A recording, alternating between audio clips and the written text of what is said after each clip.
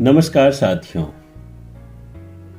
आज विश्व पर्यावरण दिवस के अवसर पर मैं आप सभी के समक्ष एक ऐसा विषय लेकर उपस्थित हूं जो केवल पृथ्वी बचाने का नहीं बल्कि मानवता, धर्म, अध्यात्म और हमारे अस्तित्व को बचाने का विषय है। मैं एक बात दृढ़ता से मानता हूं, यदि ईश्वर को कहीं देखना हो तो सबसे पहले प्रकृति को देखिए। सूर्य की किरणों में ईश्वर का प्रकाश है, बहती नदियों में ईश्वर की करुणा का भाव है, वृक्षों में ईश्वर का त्याग है और धरती में ईश्वर की सहनशीलता है। आज मनुष्य मंदिरों, मस्जिदों, गुरुद्वारों और चर्चों में ईश्वर को खोज रहा है, जबकि ईश्वर तो हर क्षण प्रकृति के रूप में हमारे सामने खड़ा है।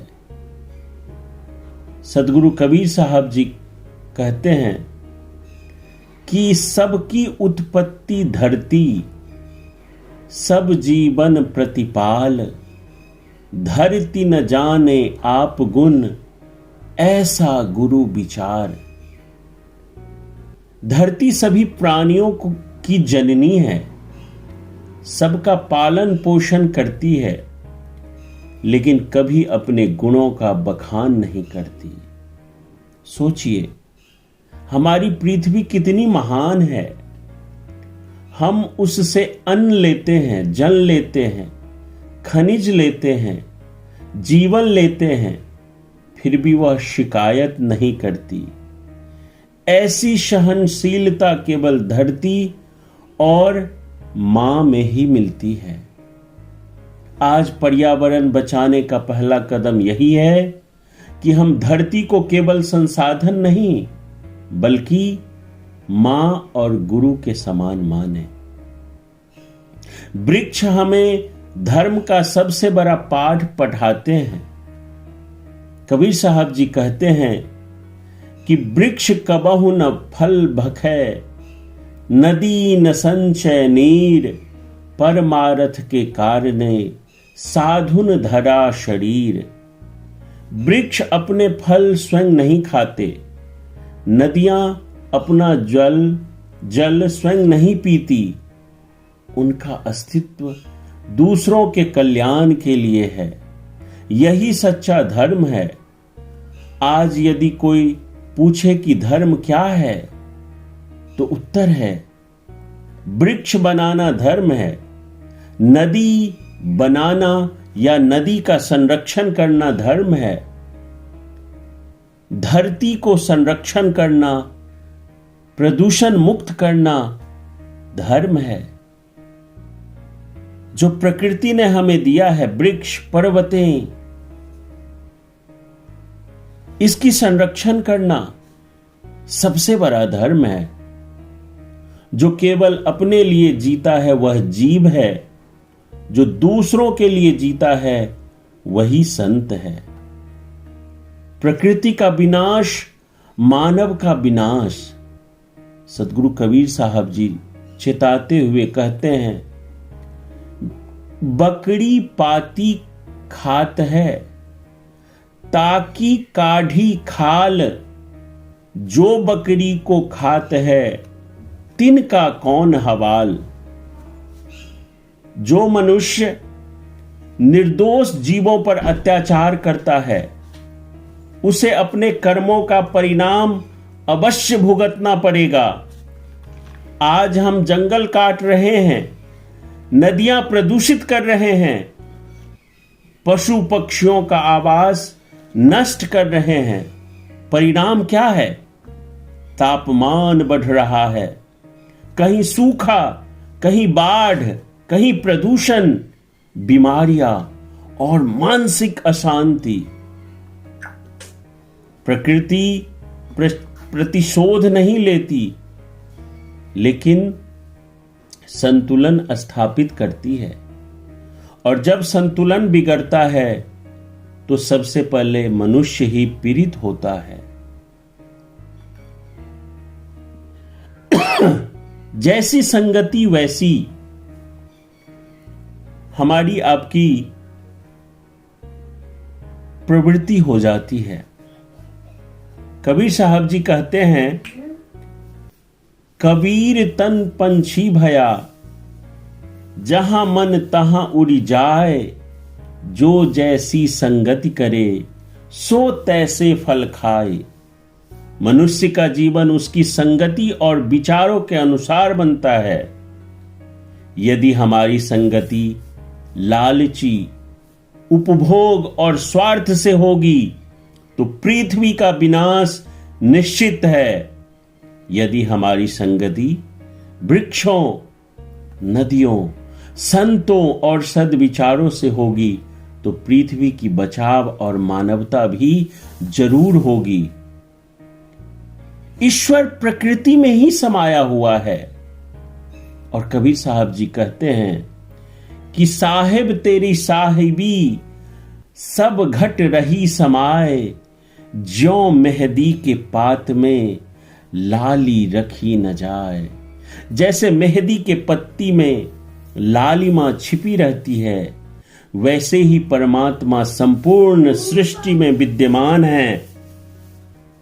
इसीलिए जब आप एक वृक्ष लगाते हैं तो केवल पौधा नहीं लगाते, आप ईश्वर की उपस्थिति को बढ़ाते हैं। जब आप नदी को स्वच्छ रखते हैं तो केवल जल नहीं बचाते, आप जीवन बचाते हैं। प्रेम बरसे तो प्रकृति हरी हो जाती है। और कबीर साहब जी कहते हैं कि कबीर बादल प्रेम का हम पर बरसा आई, अंतरी भीगी आत्मा हरी भरी बन राई। जब प्रेम का बरसा जल बरसता है तो आत्मा भी भीग जाती है और जीवन का वन हरा भरा हो उठता है। आज दुनिया को तकनीक से ज्यादा प्रेम की आवश्यकता है। प्रेम प्रकृति से, प्रेम जल से, वृक्ष से और जीव जंतुओं से। जहां प्रेम होगा वहां संरक्षण होगा। कबीर जल चक्र और आधुनिक विज्ञान के लिए क्या सोचते हैं? पानी हीते हिम भया, हिमे गया बिलाए, सो कुछ था सोई भया, जो कुछ था सोई भया, अब कुछ कहा न जाए। जल ही बर्फ बनता है और फिर पिघल कर जल बन जाता है। सदियों पहले कबीर साहब ने प्रकृति के चक्र को समझ लिया था। आज विज्ञान जिसे वेस्ट साइकिल कहता है, कबीर उसे आध्यात्मिक दृष्टि से देख रहे थे। इसीलिए प्रकृति और अध्यात्म कभी विरोधी नहीं रहे, दोनों एक दूसरे के पूरक हैं। तरुवर सरवर संत जन, चौथे बरखे नीर, परमारथ के कारणे चारों धरा शरीर। वृक्ष, सरोवर, संत और वर्षा चारों दूसरों के कल्याण के लिए अस्तित्व में है। यदि मनुष्य को महान बनना है तो उसे इन चारों जैसा बनना होगा। तुलसीदास जी प्रकृति का दर्शन कराते हुए लिखते हैं, शीतल सुरभि पवन बह मंदा, गुंजत अलीलय चली मकरंदा। अर्थात प्रकृति की शीतल सुगंधित हवा और फूलों की सुगंध मन को आनंदित करती है। यह केवल काव्य नहीं बल्कि संदेश है कि प्रकृति के साथ रहने वाला मनुष्य अधिक शांत, अधिक स्वस्थ और अधिक आध्यात्मिक होता है। और अंत में साथियों, यदि हम सचमुच धर्म का पालन करना चाहते हैं तो केवल पूजा पर्याप्त नहीं, एक वृक्ष लगाना भी पूजा है, जल बचाना भी पूजा है, पशु पक्षियों की रक्षा करना भी पूजा है, धरती को स्वच्छ रखना भी पूजा है, क्योंकि प्रकृति ही परमात्मा का प्रत्यक्ष स्वरूप है। हर वर्ष कम से कम एक वृक्ष लगाएं, जल की एक एक बूंद बचाएं, प्लास्टिक का उपयोग कम करें, पशु पक्षियों और जैव विविधता की रक्षा करें, आने वाली पीढ़ियों को एक हरित और स्वस्थ पृथ्वी सौंपें। अंत में मंदिर में दीप जलाने से पहले धरती पर एक वृक्ष लगाइए, क्योंकि वृक्ष वह दीप है जो आने वाली पीढ़ियों के जीवन को प्रकाशित करता है। विश्व पर्यावरण दिवस की हार्दिक शुभकामनाएं। जय प्रकृति, जय मानवता, जय मां भारत। बहुत बहुत आभार।